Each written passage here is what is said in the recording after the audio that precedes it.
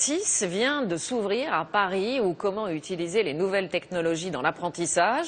On a voulu saluer l'initiative d'un professeur de maths. Il s'est servi des neurosciences pour adapter complètement ses cours au fonctionnement du cerveau. L'expérience est menée depuis la rentrée à l'internat d'excellence de Montpellier. Vous allez le voir, on peut apprendre à apprendre. Jeanne Benzina avec notre bureau de Strasbourg. À partir de cette rubrique-là, vous pouvez détailler. C'est bien connu, en cours de géographie, on dessine des cartes. Mais celle-ci est un peu spéciale. Plus vous mettrez du personnel, mieux vous la retiendrez, la carte. Effectivement, Cela s'appelle une carte mentale. À la fin de la leçon, chacun de ses élèves de 4e dessine son propre résumé du cours. On s'est rendu compte que ça permettait de mieux ancrer dans la mémoire des notions. Plutôt que de rester sur des blocs de texte, par exemple. Souvent, quand on leur demande de réviser, les élèves qui révisent et qui font des fiches, en fait, ce qu'ils appellent des fiches, c'est recopier le cours. Chacun ses codes de couleurs pour s'approprier la leçon, et ça marche.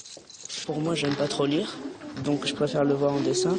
Et c'est beaucoup plus clair, parce que c'est moins tassé et c'est beaucoup plus facile à apprendre. Moi, je pensais qu'il fallait juste apprendre par cœur. Je connaissais pas le système de apprendre tout en comprenant, en fait. Cette méthode s'appelle la neuroscience. Elle s'appuie sur le fonctionnement de notre cerveau pour être plus efficace. Ce prof de maths en a eu l'idée. Depuis, une 60aine d'établissements l'appliquent.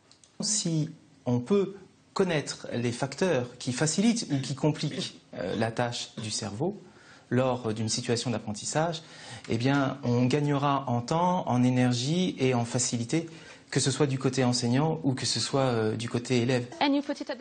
Même principe, en cours d'anglais cette fois. Voilà une drôle de façon de réviser son vocabulaire. Là aussi, on explique le lien avec le cerveau. Si on organise les choses par catégorie de cette manière-là, comme des réseaux avec des ramifications, on reproduit exactement la manière dont votre cerveau fonctionne. Une manière de faire comprendre aux élèves que l'intelligence n'est pas innée, mais qu'elle se travaille. Une révélation pour certains. Oui. Qu'est-ce que tu te disais? Je sais pas, je vais pas y arriver, je vais tout louper, tout ça. On disait ça. Et là, qu'est-ce qui t'a rassuré?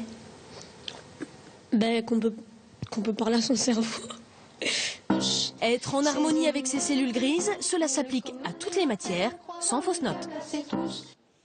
Notre feuille